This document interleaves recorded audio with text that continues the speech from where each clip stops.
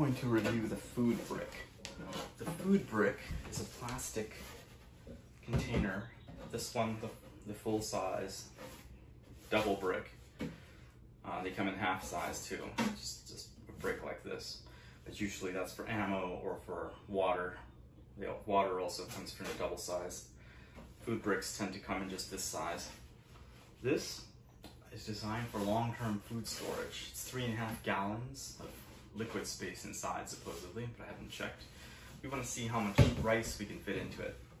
So I got these 2-pound Louisiana long grain brown rice bags, and I want to see how many of these I can stuff in here. Now, normally you don't put rice bags directly in here because you're supposed to put them in Mylar, and you're supposed to seal the Mylar and use oxygen removers in it so that the rice doesn't spoil, or the beans don't spoil, whatever you're putting in here. It reduces their odds of spoiling. Now, but I'm just checking the volume, so I'm just putting these in straight in their commercial bags, and I've now put 4 of them in here, and I've roughly used up exactly 1/2 of this brick. So it's almost exactly half full for 8 pounds of rice. So I'm going to now fill the rest of it. And it's going to come almost perfectly flush with the top, with a little bit of space for some airspace for the lid.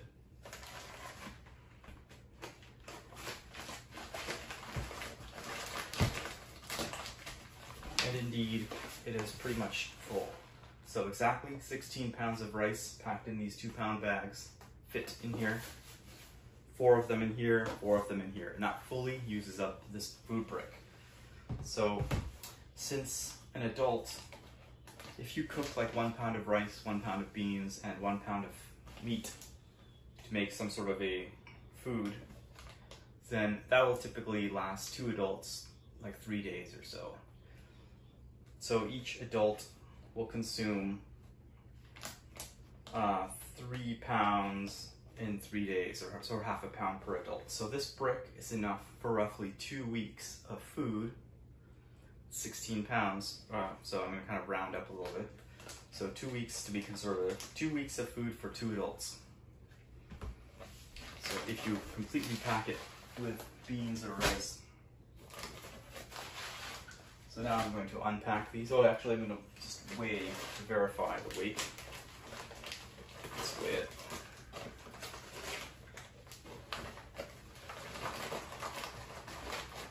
I previously checked, and this plastic weighs roughly 2 pounds with all its parts, like the lid.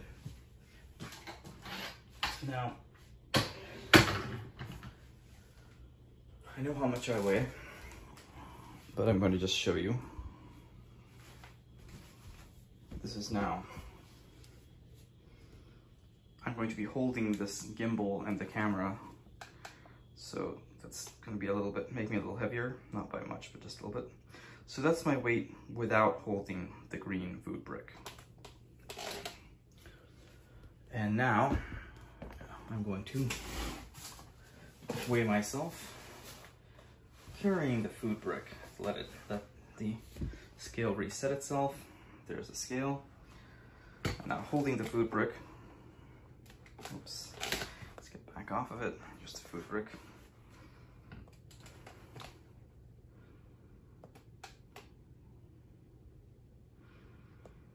That is what it thinks my weight is now. It doesn't know how to do the difference though when it's full. So think of it as an 18-pound weight that will feed you for 2 weeks for a family of 2 adults. So now I'm going to also check to see how about other items, because you can't always pack these efficiently. With rice, you can pack it fairly efficiently because rice bags or Mylar bags, which you put in eventually, pack efficiently. But things like canned food does not. And you want to have your canned food in these bricks too. Now you could say just have your canned food loose, but then you don't have all your food stored in a modular fashion that's easy to carry. So I'm going to see how many Star-Kissed tuna cans that can fit in here. I'm going to start putting them in. You can see them like that. Basically, they fit only 3 high, and there's maybe an inch, a little more than an inch of dead space inside. Or not enough to fit into the can. Depends on where there's some structure here. So to here there would be possibly enough space for yet another can, but because there's these ribs and things here, you can only fit 3 cans high. You can also fit 1 can sideways in the back, so you can have 7 cans at the bottom. But there's this middle rib, which will prevent you from putting that structure, that pattern of cans all the way in. So far, I'm going to switch to Bumblebee style, same shape can. Now, put 14 cans in, and it's roughly, it's a little below this line here. So this is 17 cans now. This is now 20 cans. 20 cans looks like this. Now, it's still easy to manipulate, even for someone who's not physically that strong. That's 23 cans. Actually, how many was that? I think I've lost track of cans here.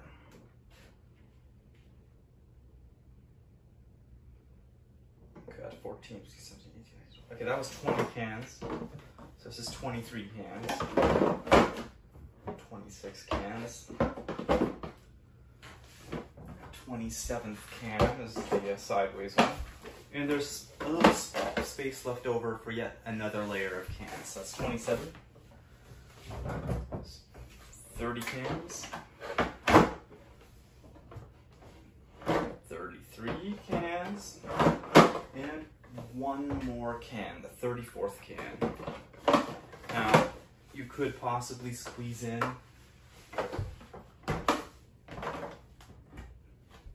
another 2 cans on the top like this, if you want to get the absolute max, so that's 36 cans.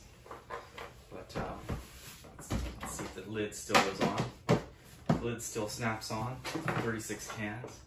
I'm not so sure if I really want to stack it that full, so I'm not going to put these last 2 on, especially because in a stack, if you take the lid off, you don't want stuff falling out.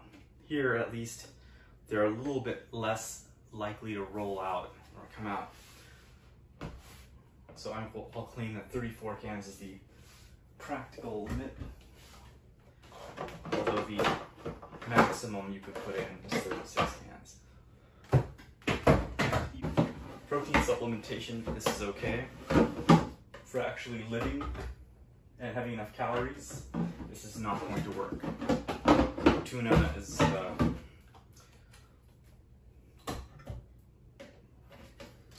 well, it is protein, so it's like a supplementation. So you'd want to have one of these things full of rice, another one full of beans, and maybe another one full of tuna. And so that's your 3-pack that you would use to last. To only count 2 of those as how long you last. It's like a month of food right there, and this is like an extra bonus for protein on top of the or complete protein, because the beans are not necessarily complete protein, they're plant-based.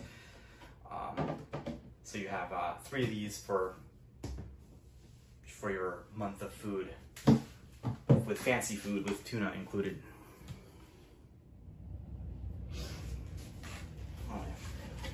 I'm gonna now check bags of flour to see how much flour you can store in here. So I've got this gold medal flour, which I paid a lot for because everyone is basically now charging high prices for it on eBay. to get it in the stores very easily. So I'm gonna put this in here. 1 bag of flour. Now normally I would not put it in here for long term like that because the flour may sprout bugs from inside itself because there's a small number of larvae in the bag. That's why it's only good for 6 months. If you wait a couple of years, some of those will hatch and those will quickly reproduce and consume the flour, and you'll find larvae in your flour when you open it, and it didn't come from the outside, it came from inside the flour itself. That's why you have to store it in a vacuum bag or an oxygen removed Mylar sealed bag, which is how you do it. But I'm just going to fit the flour bags in just to get an idea for how much flour fits in easily with plenty of headspace. So basically 2 bags of flour consumes a food brick. There you go. We're going to check evaporated milk cans and how many you can fit inside a food brick. These are good because these are pretty much will last forever. They'll have an expiration date on them, but that might not really be true. It may last much far beyond the expiration date. So these are perfect foods to store. Also, these will survive things like neutron bombs and things like that, whereas other foods tend to lose their nutrient value. These are one of the only foods that can survive extreme scenarios. So just to see, they kind of pack inefficiently because you can only fit so many cans. Now, I already know the answer to full-size cans. These are a little smaller. So unfortunately, you see I can fit 3 in the back. This rib is going to interfere, so you will be able to fit 3 here, 3 here, 2 here, 3 here, and 3 here. And then you'll be able to fit like 2 more at the top. So that's it. So you'll be able to fit 16 cans of evaporated milk in here, and that's